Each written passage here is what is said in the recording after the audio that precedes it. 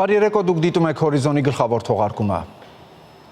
Տեղի ունեցել վարչապետ Նիկոլ Փաշինյանի հեռախոսազրույցը Ֆրանսիայի նախագահ Էմանուել Մակրոնի հետ։ Վարչապետը Ֆրանսիայի նախագահին տեղեկացրել է Հայաստանի եւ Ադրբեջանի միջև խաղաղության եւ միջպետական հարաբերությունների հաստատման մասին համաձայնագրի նախագծի տեքստի համաձայնեցման շուրջ բանակցությունների ավարտի մասին։ Զրուցակիցները քննարկել են նաեւ Հայաստան-Ֆրանսիա, Հայաստան-Եվրամիություն հարաբերություններին, ինչպես նաեւ Հարավկովկասյան տարածաշրջանին վերաբերող այլ հարցեր։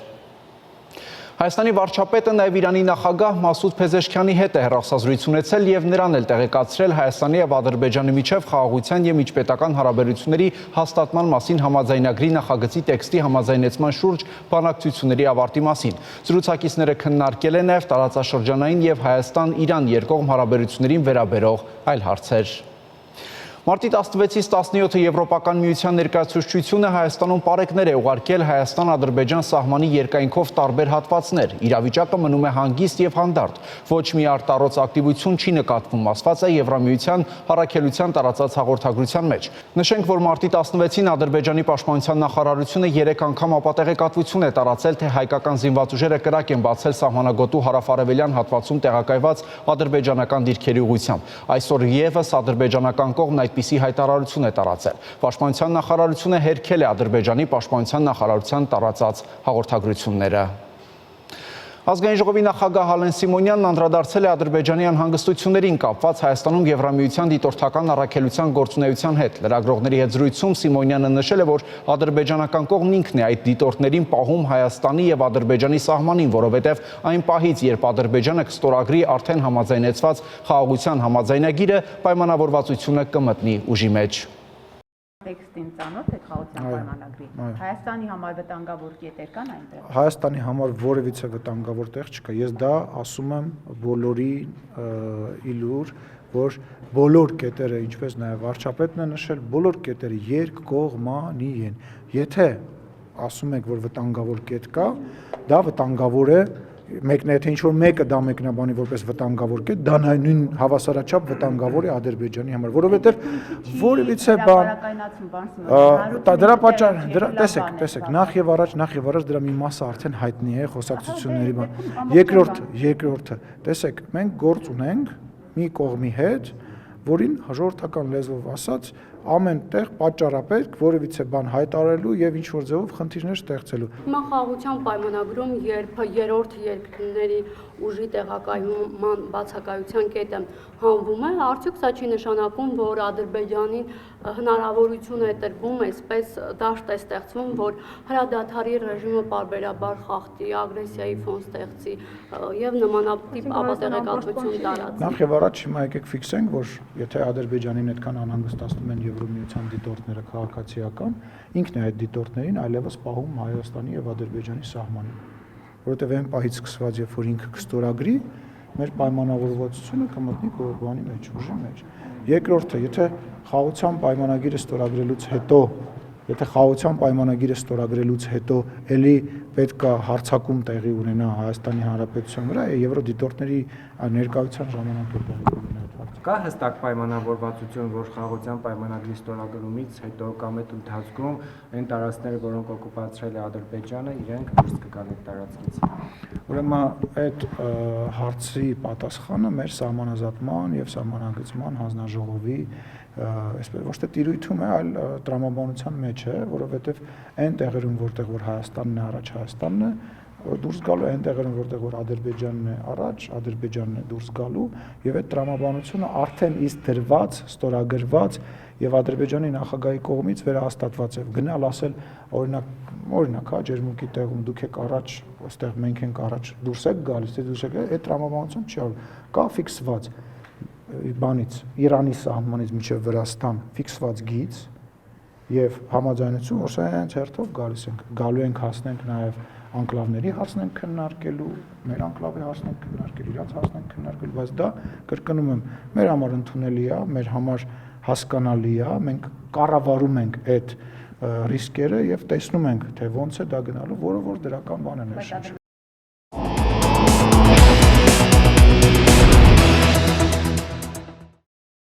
Ռուսական լրատվամիջոցները տեղեկություն են տարածել, որի համաձայն Ամռանը Միացյալ Նահանգների պաշտպանության նախարարությունը պատրաստվում է Հայաստան տեղափոխել ռազմական տեխնիկայի մեծ խմբաքանակ։ Հայաստանի պաշտոնական աղբյուրներն այս տեղեկությունը ոչ հաստատում են, ոչ էլ հերքում։ Թեմայի շուրջ կզրուցենք Արտյոմ Երկանյանի հետ, Արտյոմ, եւ ինչի համար կարող է դա արվել։ Առաջին այդ տեղեկությունը տարածել էր ռուսաստանյան Russia Today գործակալությունը, վկայակոչելով ԱՄՆ պետական գնումների գործակալության բաց տեղեկություն է, դա իսկապես բաց աղբյուր է, քանի որ Պենտագոնը բաց մրցույթ է հայտարարել, տենդեր է հայտարարել տրանսպորտային ծառայություններ մատուցելու վերաբերյալ։ Եվ ահա այս տեղեկության համաձայն մեծ խմբաքանակ զինատեսակների Հայաստան պետք է տեղափոխվի գերմանական Դյուլմեն այդ զորավարժարանից, ռազմաբազայից, եւ դա պետք է տեղի ունենա հուլիսի 16-ից մինչև օգոստոսի 7-ը ընկած հատվածում։ Վրացական Փոթի նավահանգստով պետք է տեղափոխվի Հայաստան այդ տեխնիկան եւ տեղաբաշխվի Հայաստանի Զար զորավարժարանի տարածքում։ Եվ հաշված շաբաթներ անց կրկին պետք է դուրս բերվի եւ նույն ուղիով վերադարձվի Գերմանիա։ Մինչեւ սեպտեմբերի 20-ը այդ տեխնիկան պետք է Հայաստանի տարածքից հանվի։ Պենտագոնում ըստ էության նույնպես չեն հերքել այդ տեղեկությունը, ու պարզապես հրաժարվել են մեկնաբանել, ինչը գրեթե հավասարազոր է տեղեկության հաստատմանը։ Եվ կարող ենք բավական մեծ հավանականությամբ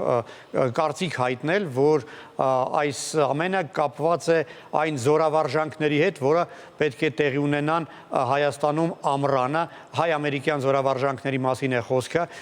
Eagles Partner զորավարժանքները այս անգամ երրորդ անգամ պետք է տեղի ունենան, 23 թվականին առաջին անգամ եղավ, անցած տարի նույնպես ամռանը եւ նույնպես հատուկ այդ նպատակով Եվրոպայից ամերիկյան տեխնիկա էր տեղափոխվել Հայաստան, սակայն շատ ավելի համեստ ծավալի։ Այս անգամ խոսքը գնում է 151 միավոր տեխնիկա տեղափոխելու մասին, ինչը իսկապես բավական մեծ թիվ է։ Անցած անգամ նաև Կանզաս նահանգի ազգային գվարդիան էր մասնակցում, հավանաբար այս անգամ եւս։ Ինչպես եւ անցած անգամ Ադրբեջանը այս անգամ եւս կարծում եմ իր դժգոհությունը կարտահայտի եւ նաեւ այդ զորավարժանքներն էին պատճառը, որ Միացյալ Նահանգների եւ Ադրբեջանի միջև որոշակի այսպես լարվում առաջացավ հարաբերություններում եւ ուրբաթ օրը Իլհամ Ալիևը իր հույսը հայտնեց, որ նոր վարչակազմը կվերանայի Բայդենի վարչակազմի մոտեցումները Հայաստանի հետ ռազմական հարցերում համագործակցության վերաբերյալ։ Բայց այս փաստը եւս վկայում է այն մասին, որ նոր վարչակազմը ոչ միայն հակված չէ վերանայել ռազմական համագործակցությունը Հայաստանի հետ, այլ նաեւ մտադիր է զարգացնել այն։ Հիշեցնեմ, հին վարչակազմի այդ լիազորությունների վերջի օրերի ընթացքում ստորագրվեց հայ-ամերիկյան ռազմավարական համագործակցության մասին համաձայնագիրը եւ ուրբաթ օրը Հայաստանի արտգործնախարարը ասաց, որ շատ շուտով կլինեն նորություններ կապված այդ համաձայնագրի իրականացման վերաբերյալ։ Ամենայն հավանականությամբ նա նկատի ուներ հենց այն, ինչի մասին մենք հիմա խոսում ենք։ Արտյոմ, տպավորություն է ստեղծվում, որ վերջին շրջանում ամերիկացիները ակտիվացել են։ Դե իհարկե դա կապված է այդ հայ-ադրբեջանական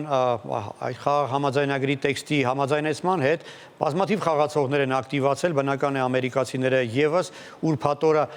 պետդեպը տարածեց պետքարտուղար Ռուբիոյի հայտարարությունն այն մասին, որ Միացյալ Նահանգները ողջունում է այդ համաձայնությանը, այդ հարցի վերաբերյալ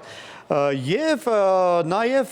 գիտենք, որ ԱՄՆ նախագահի ազգային անվտանգության հարցերով խորհրդական Մայք Վոլցը հեռախոսազրույց է ունեցել Ադրբեջանի նախագահի օգնական Հիկմետ Հաջիևի հետ։ X միկրոբլոգում նա գրառում է արել, հետեւյալ բովանդակության մեջ բերում եմ. ես ասացի նրան, որ մենք հիմա պետք է ավարտենք այդ համաձայնագիրը եւ ազատ արձակվեն գերիները։ Սա չափազանց կարևոր, այսպես ուղերձ է Ալիևին ուղղված, քանի որ առաջին անգամ ԱՄՆ այսպիսի բարձրաստիճան պաշտոնյան ոչ միայն կոչ է անում օր առաջ ստորագրել հայ համաձայնագիրը, այլ նաև պահանջում է օր առաջ ազատ արձակել հայ գերիներին։ Օրեր առաջ նույն կոչով հանդես եկավ նաև Եվրախորհրդարանը։ Եվ եւս մի չափազանց կարևոր հանգամանք, որի մասին պարզ պատճառներով ավելի քիչ է խոսվում։ Ուրբաթ օրը իմացանք այն մասին, որ ԱՄՆ նախագահի հատուկ բանագնաց Սթիվ Ուիտկոֆը Մոսկվայից Վաշինգտոն վերադառնալու ճանապարհին մի քանի ժամով վայրեջք է կատարել Բաքվում եւ դրա մասին ոչ մի պաշտոնական տեղեկություն չի եղել, պարզապես Flyradar պորտալը, որը հետևում է ինքնաթիռների այդ տեղափոխությանը, հաստատել է, որ Ուիտկոֆի ինքնաթիռը Մոսկվայից դուրս է եկել գիշերը ժամը 2-ին 5 պակաս եւ 5:30 վայրեջք է կատարել Բաքվի Հեյդար Ալիևի անվան օդանավակայանում։ Մոտ 2 ժամ է նա անցկացրել Բաքվում եւ առաջին հայացքից դա կարող էր կապված լինել ինչ-որ տեխնիկական սպասարկման հետ կամ վառելիքի հետ կապված, բայց փորձագետները վկայում են այն մասին, որ Gulfstream G650 տեսակի ինքնաթիռը կարող է գրեթե 13,000 կիլոմետր անցնել առանց վառելիքի ավելացման։ Մինչդեռ Մոսկվայից Վաշինգտոն ընդամենը մոտ 8,000 կիլոմետր է։ Այսինքն կարող ենք վստահ լինել, որ սա ոչ թե տեխնիկական, այսպես վայրեջք էր, այլ հենց վայրեջք, որի նպատակն էր ինչ-որ բանի մասին, ինչ-որ մարդկանց հետ խորհրդակցել։ Եվ չի բացառվում, որ բանագնացը անգամ հանդիպում է ունեցել Իլհամ Ալիևի հետ։ Ամենայն հավանականությամբ այդ զրույցում շոշափվել է նաև հայ-ադրբեջանական խաղաղ թեման եւ միգուցե նաև հայ ռազմագերիների ճակատագիրը։ Թեև օրինակ Jerusalem Post իսրայելական թերթը գրում է, որ իր ունեցած տեղեկությունների համաձայն քննարկվել է Միացյալ Նահանգներ Իսրայել-Ադրբեջան եռակողմ համագործակցության ձևաչափը։ Այլ տեղեկությունների համաձայն քննարկել են նաև ադրբեջանական նավթը Եվրոպա մղելու եւ գազը Ուկրաինայի տարածքով Եվրոպա ուղարկելու տեղափոխելու հարցը։ Ամեն դեպքում ամերիկացիների ակտիվացումը այս հարցում ակնհայտ է։ Շնորհակալություն Արծո։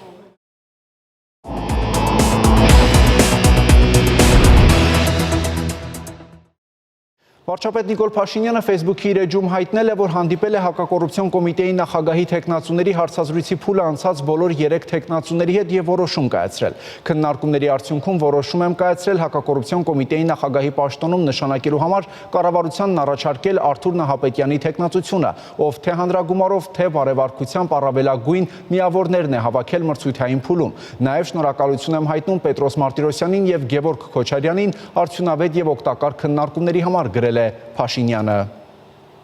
Տոմսային համակարգի շրջանակում վերահսկողական գործառույթ սահմանելու նախագծերի փաթեթն առաջիկայում կներկայացվի խորհրդարանի քննարկմանը։ Այս եւ գործակարգավարական այսօրվա խորհրդակցության ընթացքում զեկուցված այլ հարցերի մասին ռեպորտաժում։ Երևանի քաղաքապետարանը հասարակական տրանսպորտից առանց վճարելու օգտվողների համար առաջարկում է 15,000 դրամ տուգանք սահմանել։ Վարչական պատասխանատվության կենթարկվեն նաև արտոնություն ունեցողների քարտերով երթևեկողները։ Վերահսկողական գործառույթ տրամադրելու շուրջ իրավական կարգավորումների ապահովման համար նախագծերի փաթեթ է մշակվել։ Մեկ անգամ քննարկվել է արդեն նախարարական կոմիտեում, դրվել հանրային քննարկման, որը երկշաբաթյա ժամկետը կլրանա ուրեմն հաջորդ երկշաբթի օրը, եթե չեմ սխալվում, եւ ամփոփվելուց հետո կներկայացվի ազգային ժողով։ Ներկայացվեց հունվար, փետրվար ամիսների եւ մարտի առաջին տասնօրյակի ժամանակահատվածում տոմսային համակարգի շահագործման արդյունքում գեներացված տվյալների հիման վրա ստեղծված հաշվետվությունը։ Ըստ այդմ վաճառված տոմսերի թիվը 17 միլիոն 742,372 է։ Հասույթը կազմել է 2 միլիարդ 538 միլիոն 964,350 դրամ։ Այս 17 միլիոն 374,372 տոմսերից 213,021-ը կազմել են փաթեթային տոմսերը։ Ամենապոպուլյար տոմսը դա 10 ուղևորության տոմսն է, 105,635, հաջորդիվ գալիս է 30 օր տոմսը, 58,291, այնուհետ 180 րոպեն, շուրջ 30,000 եւ այդպես շարունակ։ Զեկուցվեց, որ փաթեթային տոմսերի վաճառքը 213,021 է եղել, որից 61,609 արտոնություններով տոմսերն են։ Կազմում է ընդհանուր քանակի 29%-ը։ Այդ 61,609-ից 22%-ը կազմում են անվճար տոմսերը, 7%-ը զեղչով, իսկ հիմնականը կազմում է 71%։ Արտոնություններով տոմսերից ամենապոպուլյարը կենսաթոշակառուներին տրամադրվող տոմսերն են՝ 10,948 տոմս։ Մյուսը հաշմանդամություն ունեցողներին է, ուսանողներին, զոհվածների ընտանիքներին, բազմազավակ ծնողներին եւ այլն։ Այս տվյալները մեզ տալիս են հնարավորություն վերլուծական որոշակի եզրակացություններ ունենալ եւ մասնավորապես երթուղիների վերադասավորումներ կազմակերպել, նույնիսկ մինչեւ ամբողջական 250 18 մետրանոց ավտոբուսների գնումը կարծում եմ սա մեզ հնարավորություն է տալիս հաշվի առնելով տարբեր գծերի ծանրաբեռնվածությունը որոշակի վերադասավորումներ կազմակերպել Կենտրոն վարչական շրջանի ղեկավարը ներկայացրեց Հրազդանի կիրճում եւ Բիձուգյոլում կատարվող բարեկարգման աշխատանքների մասին։ Նրա խոսքով կար դարավոր խնդիր, հենապատի ջրերը քանդում էին ասֆալտը։ Մենք այս պահին հիմնանորոգում ենք տեղանում, այսինքն լուծում ենք տալիս խողովակներով այդ ջուրը տեղափոխում ենք գետ։ Մենք երևի այս 2 օրը ու ընդհանուր այդ ամբողջ այդ հենապատի երկայնքով որ կա այդ հեղեղատարը, դա ենք մաքրում ու վերականգնում ու կարծում եմ այս 2 օրը կչորանա արդեն պարոն Թևոսյանի հետ խոսել ենք, այնտեղ այնց ամբողջովին ասֆալտ կանենք։ Շատ լավ։ Այդ դեպքում նաև ասեք Բիձեքի գյուղում ինչ է կանում։ Այս պահին այդ հանրահայտ հատվածում ավարտվել է լողավազանի վերականգնումը, հանդերձարանի կառուցումը, ինչպես նաև այդ ներքևի հատվածի բարեկարգումը, շարունակվում է վերևի հատվածը, որտեղ մարզվում են, այդտեղ ընդհանուր բոլոր այդ մարզասարքերի վերանորոգումը արեցինք եւ ինչպես նաև այդտեղ անելու ենք մասնակի ռետինե հատակներ եւ նաև տեղադրվելու են լուսացույցեր երթևեկությունը կառավարելու համար Ընթացքի մեջ է հաղթանակ զբոսայգու արդիականացման խնդիրը, այս պահին ուսումնասիրում են տարածքի գույքն ու կարգավիճակը։ Գույքագրումը ավարտելուց հետո մենք ամբողջական տեղեկատվություն կունենանք այն ուրվագծի վերաբերյալ, որի շրջանակներում հնարավոր կլինի հայեցակարգը իրականացնել եւ արկա վիճակի վերաբերյալ, որից հետո համայնքը կարող է ձեռնամուխ լինել օրենսդրությամբ իրեն վերապահված գործառույթների իրականացմանը։ Տիգրան Ավինյանն ասաց, որ հաղթանակ զբոսայգու կառուցման եւ վերականգնման ծրագիրը առաջնահերթությունների թվում է։ Եվ առհասարակ Երևան քաղաքում այգիների վերականգնման ծրագրի կարևոր մաս են եւ հաղթանակ զբոսայգին արդեն շատ երկար տարիներ է ոչ այնքան բարվոք վիճակում է գտնվում եւ մեզ պետք է ստանալ ամբողջական նորարարական առաջարկություններ, որոնք որ այո պետք է ընտրենք նաեւ մրցութային կարգով Քաղաքապետը հանձնարարեց գույքագրման ամփոփումն իրականացնել 2 շաբաթվա ընթացքում եւ արդյունքների մասին զեկուցել։ Տիգրան Հովակիմյան, Հորիզոն։ Ավարտվեց Հորիզոնի այս թողարկումը, կարճատև դադարից հետո դուք կարող եք դիտել հեռանկար, իսկ ես ձեզ հրաժեշտ եմ տալիս մաղթելով խաղաղ եւ բարի գիշեր։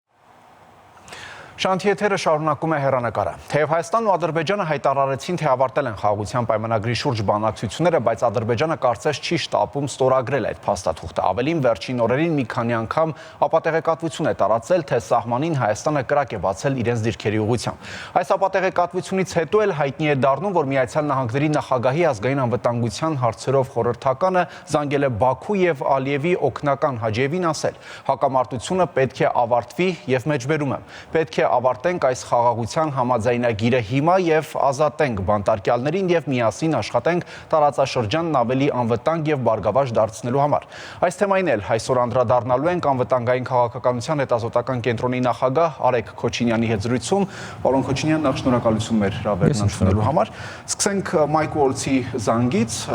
որքանով է դա կարևոր մեզ համար եւ արդյոք կարող է դեր խաղալ հայ-ադրբեջանական հարաբերություններում։ Իհարկե, եւ կարևոր է եւ կարող է դեր խաղալ, որովհետեւ ինչպես դուք էլ նշեցիք, խաղաղության փաստաթուղթը ըստ էության պատրաստ է, խաղաղության պայմանագիրը պատրաստ է։ Ավելին հայկական կողմի դիրքորոշումն այն է, որ մենք կարող ենք ստորագրենք այսօր, տեղը ընտրենք միասին եւ ստորագրենք, ադրբեջանական կողմն է, որ խոչընդոտներ է ստեղծում, իմ մասնավորի մեկը ըստ էության անգամ խոչընդոտը չի կարելի համարել, օրինակ այդ ԵԱԿ Մինսկի խմբի ուրեմն ձևաչափի լուծարման պահանջը ըստ էության, որովհետեւ եթե ստորագրվում է խաղաղության պայմանագիր, Հայաստանը որևէ այսպես խնդիր էստեղ չի տեսնում ըստ էության, սա բազմիցս հայտարարվել է պաշտոնական Երևանի իսկ մյուսը ամբողջությամբ մտածածին խնդիրը Հայաստանի այսպես կոչված սահմանության հետ կապված խնդիր է։ Եվ Միացյալ Նահանգների զանգը այս առումով կարևոր է, այ շեշտադրումները, որոնք դրվել են, բառապաշարը, որ օգտագործվել է, չափազանց էական, ուրեմն էական է մեզ համար։ Մի կողմից խոսում են նրա մասին, որ սա պետք է ստորագրվի հիմա, ու այլևս ժամանակ պետք չէ կորցնել։ Մյուս կողմից խոսում է նաև գեյների մասին, բանտարկյալների մասին եւ նրանց վերադարձի իրավունքի մասին։ Սա հակադրվում է ադրբեջանական քարոզին, որը որ մենակ իրանք են դրան երևի հավատում աշխարհում, որ իրանց process-ները մի բան էլ նպաստում են խաղաղությանը, սա իհարկե աբսուրդ մոտեցում է, ու շատ կարևոր է որ թե մեր եվրոպացի գործընկերները օրինակ ինչպես որ եղավ Եվրոպարլամենտի համապատասխան որոշումը, հիմա էլ Միացյալ Նահանգների ադմինիստրացիան մեր դիրքորոշումը առայն որ բոլոր պահվող անձինք պետք է վերադարձվեն, կրկնում են։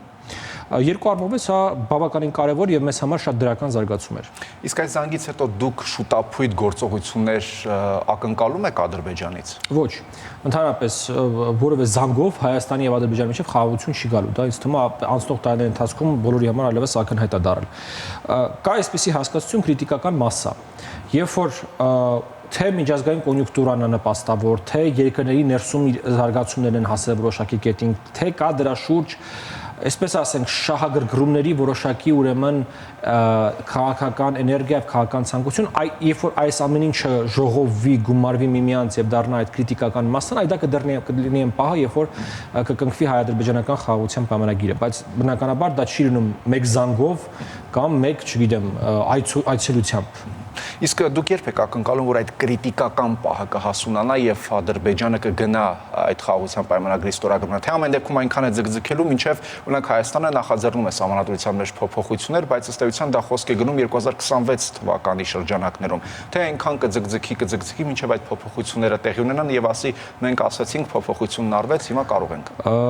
Նախ ես ինչքան հասկանում ոչ թե գնում է սահմանադրության մեջ փոփոխությունների մասին, այլ նոր սահմանադրություն ընդունելու մասին, դա շատ կարեւոր է այդ տարբերությունը, որովհետեւ հռչակագրի հետ օրինակ համար եղած կապը ինքը հնարավոր չի փոխել սահմանադրական փոփոխություններով, իր համար անհրաժեշտ է ընդհանրապես նոր սահմանադրության ընդունում, ինչ օրինակ հարց է դառնում Հայաստանի 4-րդ հանրապետության մասին ըստ էության, թե մենք նոր սահմանադրություն ենք ընդունում։ Այդ մասով հիմա ինչ վերաբերվում է որ պարագայում կստորագրվի։ Գիտեք, Ադրբեջանում հաշվարկ են անում, որ այս պայծրությամբ խաղաղությունը ավելի շատ ձեռ է տալիս Հայաստանին եւ ավելի շատ պետք է Հայաստանին, քան իրենց։ Եվ այդ խաղաղության դիմաց իրանք փորձում են ինչ-որ կալորիաներ ստանալ։ Հիմա այդ կալորիաները իրանք կստանան Հայաստանից, ինչպես դուք ասացիք, սահմանադրության փոփոխությամբ եւ այլն, թե կստանան օրինակ համար երրորդ կողմից որոշակի տնտեսական, ֆինանսական, էներգետիկ, ենթակառուցվածքային ինչ-ինչ ծրագրերում համագործակցության հասներով կամ որևէ այլ դիվիդենդներ ուրեմն ստանալով, դա իրաց համար պրինցիպիալ չէ։ Այսինքն այս պայծրությամբ իմ ընկալմամբ Ադրբեջանը ակնկալում է ստանալ հավելյալ կալորիաներ Հայաստանի հետ խաղաղությունը ստորագրելու համար, ընդ որում նորից եմ ուզում կրկնել, ըստ ադրբեջանական մոտեցման, հեչ պարտադիր չի, որ այդ կալորիաները ինքը ստանա հենց Հայաստանից։ Իսկ եթե Իրան օրինակ համար առաջարկ լինի նորից ենթակառուցվածքային ծրագրերով իրեն առաջարկ լինի, ինչպես իրենք են ասում, իրենց ավերված շրջանների, նորից դա իրանց դիրքորոշումն է, վերակառուցման թեմատիկավ եւ այլն, ես կարծում եմ, որ Ադրբեջանը շատ էլ պատրաստական կլինի շարունակել խոսակցությունը նույնիսկ առանց սահմանադրության։ Պարոն Քոչինյան, Օրլսն ասում է, որ այս շաբաթ է խոսել Ալիևի, այսինքն նախորդ շաբաթ արդեն Ալիևի օգնականի հետ, բայց այդ զանգից հետո էլ Ադրբեջանը հապատեղեկատվություն է տարածել, այն էլ մի քանի անգամ, այն էլ ըստ էության Սյունիքի հատվածում, թեփր այդ հատվածում հայկական ստորաբաժանումները կրակ են բացել իրենց ուղղությամբ։ Սա ինչ է նշանակում։ Գիտեք, ընդհանրապես քրեական գործերում միշտ այսպես են, չէ, ասում են հանցագործություն կատարողի գտնելու համար ամենաառաջինը պետք է հասկանալ, թե ումա դա շահեկան, այսինքն մոտիվ ով ունի։ Երկու հնարավոր թեկնածու կա,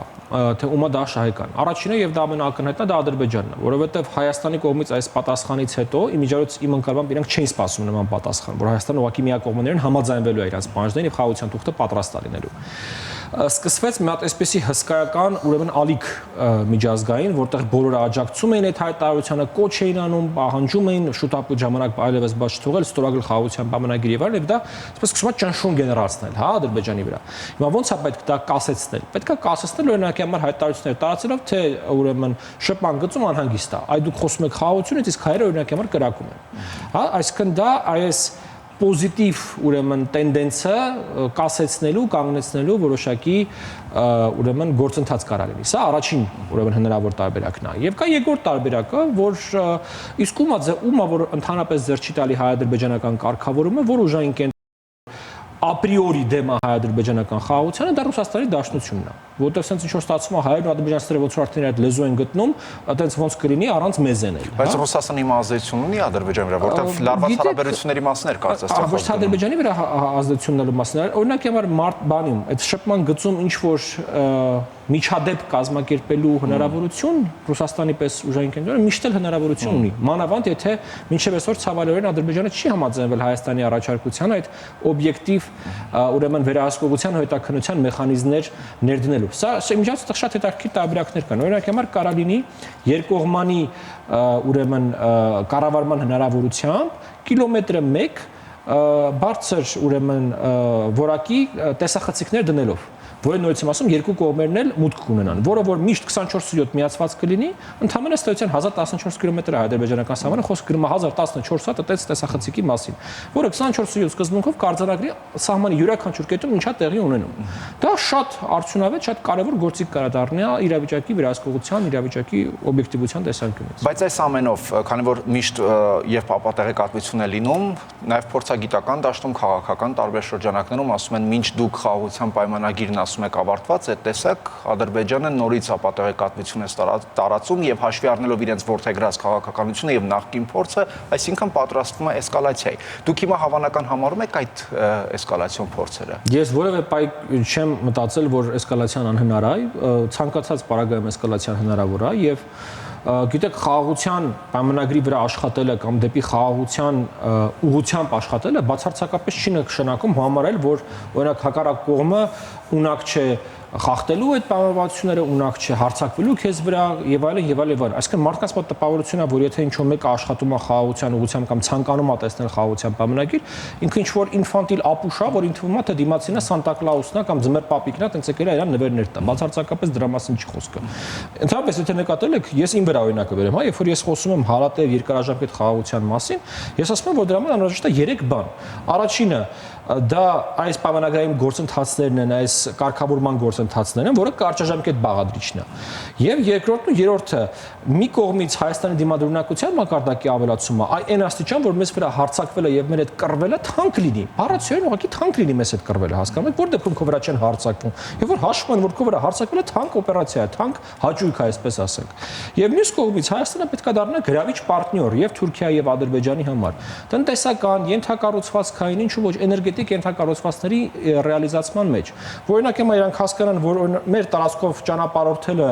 մեր հասանելիքները մեզ վճարելը իրանց համար շատ ավելի հետաքրքիր է, շատ ավելի էժան է, քան մեզ վրա հարձակվելը եւ օրինակ հիմա այդ տարածքները օկուպացնելը ու այդ օկուպացած տարածքներից օգտվելը։ Այս սա է իրականում։ Ընդ որում սա ինչ որ տենց հեծանիվ չեմ ես հորինում։ Սա աշխարհի չափ հին մոդուլն է խաղաղության, որ քո այդ կռվելը թանկ է, քո այդ առևտուրաններն ու աշխատելը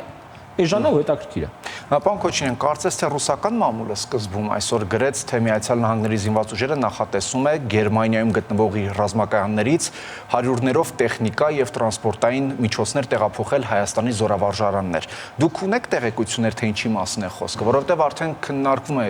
լաբորատորիաներ են ուզում այստեղ ստեղծեն, թե ինչի մասն է առհասարակ խոսքը։ Ռուսական մամուլը այդ տեղեկությունը վերցրել է ամերիկյան լոգիստիկ կազմակերպությունների հաշվետվություններից ըստ էության, ընդհանրապես ամերիկյան բանակը միշտ այսպես պատվիրակում է նման ծառայությունները մասնավոր կազմակերպությունների, որոնք էլ որ հանրային հաշվետվության որոշակի մեխանիզմներ ունեն, այսինքն այնտեղ ինչ-որ տենց դարի բացահայտում չեն արել։ Այդ առաջին մասով, երկրորդ մասով սա ըստ էության շարունակությունն է հայ ամերիկյան զորավարժությունների, որոնք որ արդեն 3-րդ տարին մեջ պետք է տեղի ունենան Հայաստանի տարածքում։ Ոնց հասկանամ, այս անգամ զորավարժությունները ունելու են ավելի մասշտաբային, քան նախորդ 2 տարիներին, ինչը նույնպես տրամաբանական է, որովհետև մենք ունենք նպատակ Միացյալ Նահանգների հետ մեր ռազմավարական գործընկերությունը հատկապես ստորագրելուց հետո ավելացնել մեր ուրեմն համագործակցության, փոխգործակցության ծավալները, այս երկրորդը եւ երրորդը ինչ վերաբերվում է այդ կենսաբանական էլեմենտին, նորից մենք գործ ունենք ծայրահեղ ոչ պրոֆեսիոնալ եզրահանգումների հետ, տեսեք, ընդհանրապես Միացյալ Նահանգները իր վարած գործունեության մեջ դա կվերաբերվի բանակին, թե գյուղնախարարությանը, թե որևէ այլ բան, ունի բավականին բարձր ստանդարտներ։ Եվ օրինակ համար երբ որ իրենց ստորաբաժանումները որևէ տեղ զորավարժությունների են գնում կամ որևէ այլ միջոցառման են գնում, իրանք անցնում են իրանց հետ բերում են եւ իրանց հետ օգտագործում են կենսաբանական ախտահանման միջոցներ, քիմիական ախտահանման միջոցներ եւ իրենց տեխնիկա եւ իրենց անձնակազմի անվտանգության տեսանկյունից։ Հիմա Հայաստանը սարմով ոչ բացառություն է, ոչ առավելություն է, ոչ ինչ որ, չգիտեմ, 5-րդ աշխարհի երկիր է, որտեղ իրանք այդ նույն բաները անում են օրինակ համար նաեւ Գերմանիայում։ Նաև Եվրոպայում որևէ այլ տեղակայվելուց իրենք միշտ այդ օպերացիաները դրանք պրոտոկոլներ են, ստանդարտներ են, հասկանում եք, որոնք որ ամերիկյան բանակը միշտ բոլոր տեղերը որտեղ գնում է իր անվտանգության տեսանկյունից դրանք իրականացնում է։ Հիմա սա բերել կապեր ինչ-որ կերպ բիոլաբորատորիաների հետ, ինչ-որ մարդիկ տենց տարբեր տեղեր, տարբեր ինֆորմացիաներ են լսել, որ այ բիոլաբորատորիան վատ բան է, ամերիկացիների հետ է կապված է, ուրեմն մեր մոտ են անում այդ բիոլաբորատորիաները, մոտապես սա է։ Իսկ սա հատկանշական է այդ փաստը, սա որպես հարց իհարկե, որ այս ամեն ինչը տեղի է ունենում արդեն նոր վարչակազմի օրոք։ Իհարկե դա շատ կարևոր է, որ այս գործընթացները տեղի ունեն նոր վարչակազմի օրոք, սա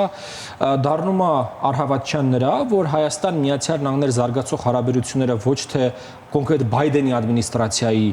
այսպես ֆենոմեններ, այլ դա դառնում է հարատև երկարաժամկետ ուրեմն ծրագիր, պլան հայ-ամերիկյան հարաբերությունների զարգացման։ Իսկ այդ ամեն ինչը կարող է զսպիչ դեր ունենալ Ալիևի նպատակների վրա։ Իհարկե դա տարածաշրջանում ստեղծում է որոշակի,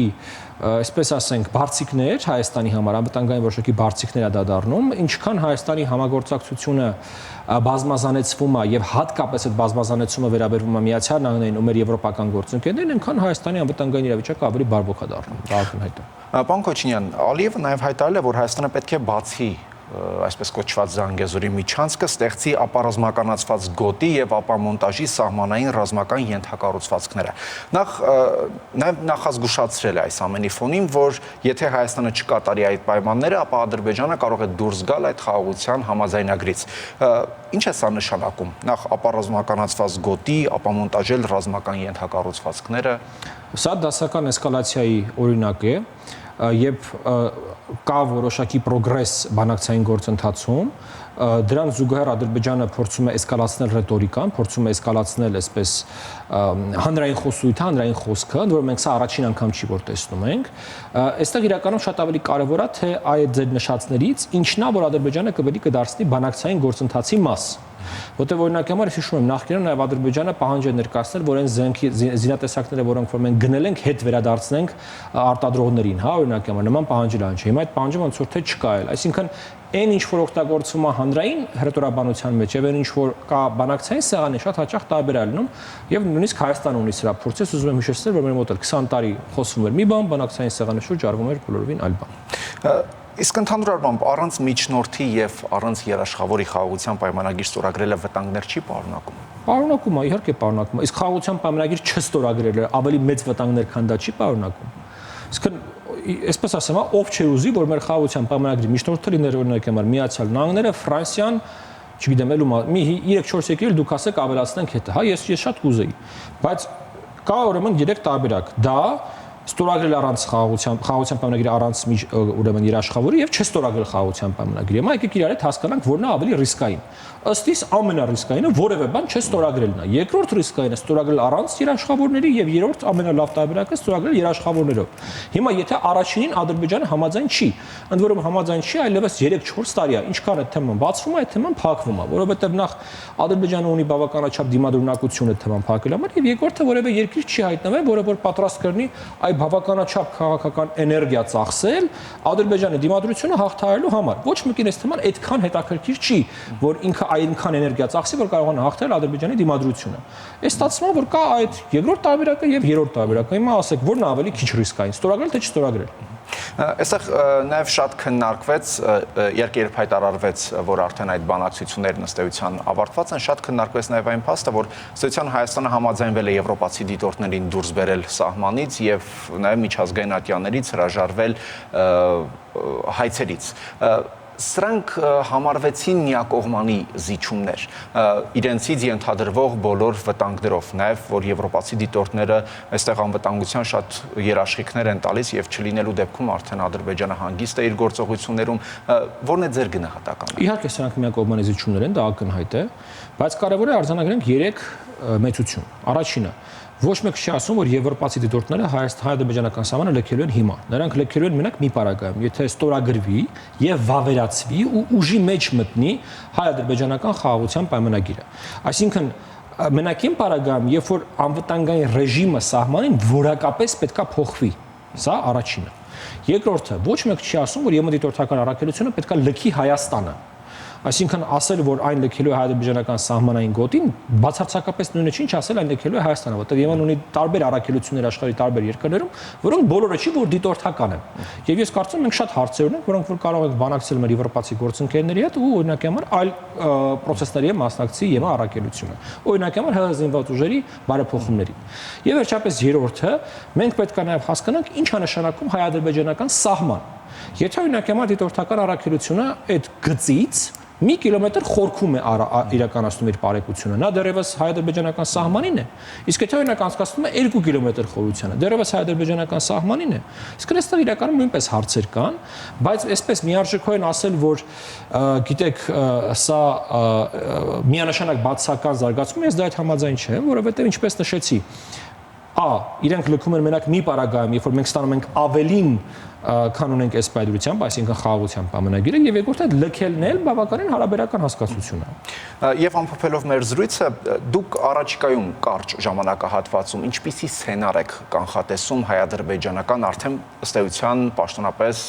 ավարտված բանակցություններում տեղ, օր, որովհետև արդեն դե ասել, որ հայ-ադրբեջանական բանակցությունները ավարտվել են մի քիչ վաղաժամ է, որովհետև կար մի քանի խոսակցություն հայ-ադրբեջանական, մի խոսակցությունը վերաբերվում է կոմունիկացիաներին, որը շարունակվում է, մի խոսակցությունը վերաբերվում է դելիմիտացիա դեմարկացիային, որը շարունակվում է։ Այո, խաղաղության պայմանագրի տեքստը համաձայնեցված է,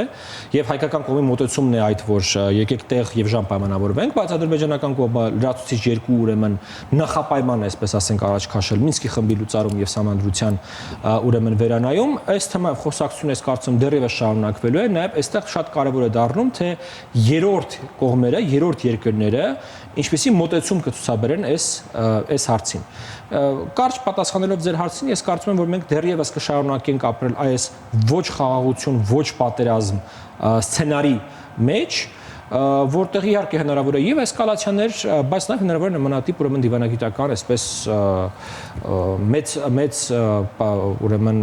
առաջխաղացումներ։ Շնորհակալություն։ Ես եմ շնորհակալ։ Հեռանկարում անվտանգային քաղաքականության հետազոտական կենտրոնի նախագահ Արեգ Քոչինյանն էր։